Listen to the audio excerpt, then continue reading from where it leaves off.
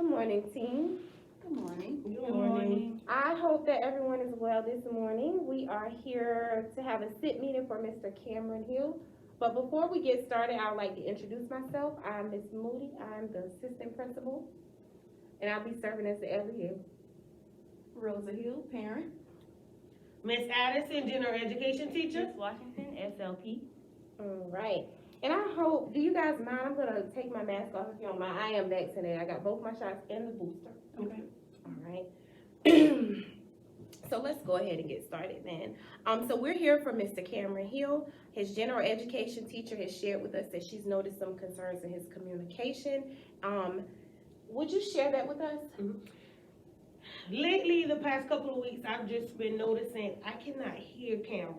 So I'm not sure if he's right or wrong, if he truly understands. If I do notice a facial expression behind the mask, I try to ask him to just verbally tell me. I can't hear him. And so I was just concerned. So I called mom, voicing my concerns and trying to figure out, has she been seeing the same thing at home? And me and mom had the conversation. She said she has been seeing the same thing and she wanted to know what could be done. So mom, can you just elaborate on the conversation we had? While home, I noticed that Cameron has difficulties communicating certain wants or needs. And it's kind of concerning to me as a parent because I want him to be able to communicate. And I notice he's not speaking loud enough, and I have to constantly redirect him. And I know my son needs speech therapy. I just want him to receive those services. I just want to know how can we get him in speech because I really want those concerns to be addressed. First of all, what are his grades like in class?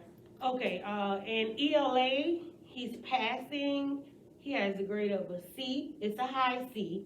Okay. Math is a weakness for him. He has a low C, borderline F. And everything else is good. Science, social studies, those grades are B's. So, And he also passed all of his evaluations for me, so he would not be recommended for speech. I would not take him for speech. His behavior is just horrible. I cannot deal with that. You can't see my child for speech. I'm not gonna see him for I speech. have concerns. Okay. Just because you want him in speech doesn't mean that he's gonna get speech. Okay, My so child needs okay. speech. Okay, How so do you know? Are okay, you so a speech Miss pathologist? Washington. He's home with me daily. All right. Okay, guys. So 1 second. If Mrs. Washington is saying this is her field, guys, we do want to kind of hear her out. Ms. Washington, you saying that he doesn't qualify, but Ms. Hill does have some concerns. Are there maybe some things you can share with her that she can do at home, or even with the classroom teacher that she can do to? You can work on his behavior. That has a lot to do with it. It seems like you have an attitude.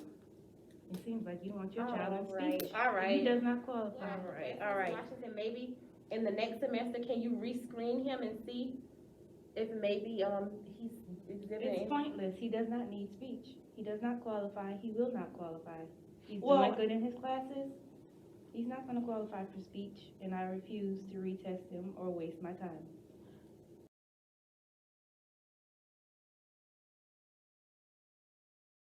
Washington, can you share the results from your screenings that you did?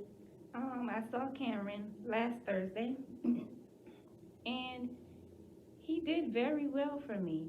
Usually when a child does not have any issues that just kind of, gets in the way academically, we do not see them for speech therapy. And I took a various amount of tests.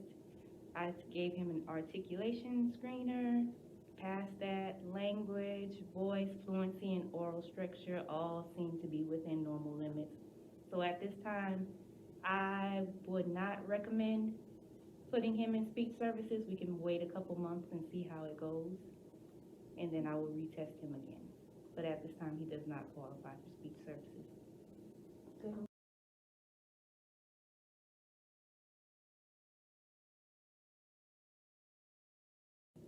Hey, Miss Hill, Hi, Miss Washington. how are you doing today? I'm doing well. Yourself? I'm good. So this meeting is on Johnny Simpson, right? Right. You've been seeing him? Yes. I haven't seen him. I haven't even had the time to see him. So what time do you see him so I can get my time straight? Okay, I see Johnny on Mondays at 8:30 a.m. You see him on Monday Yes, at 8:30? yes. Okay, I'm gonna say that I see him on Thursdays at 8:30 if you go along with that. Yes. Okay.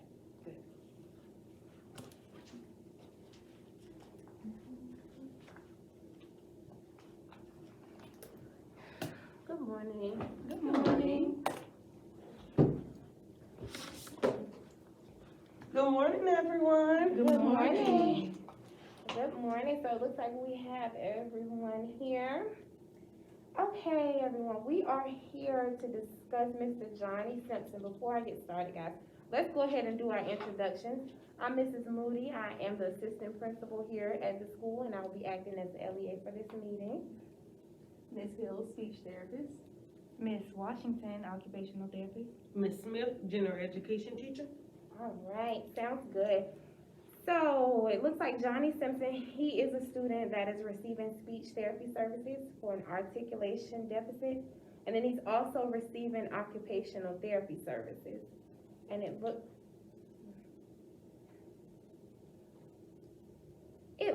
okay, so I'm looking at his IEP and I'm looking at his times that he should be seen and his attendance, and it looks like there's a time conflict. It seems that the time that's here is the same for OT and speech. Miss Smith, has he been receiving speech and OT? Yes, Johnny has been receiving both services. I'm just not sure at what time. But I have been seeing them pick him up and him going to and from each class. Okay, I don't know about that. Do you guys know, what days are you seeing him? I see him on Mondays at 8:30. He's getting OT Mondays at 8:30. What about you, Miss? Mondays at 8:30. Oh, I'm sorry. I see him on Thursdays at 8:30. Oh, okay. So, hold wait, cause see, Monday is what I had in the system, but you actually see him on Thursday. Yeah, Thursdays. So that must have been something that you went back and changed Yeah. then and just forgot to change that. Make sure you update that in the system, cause that's a big hiccup.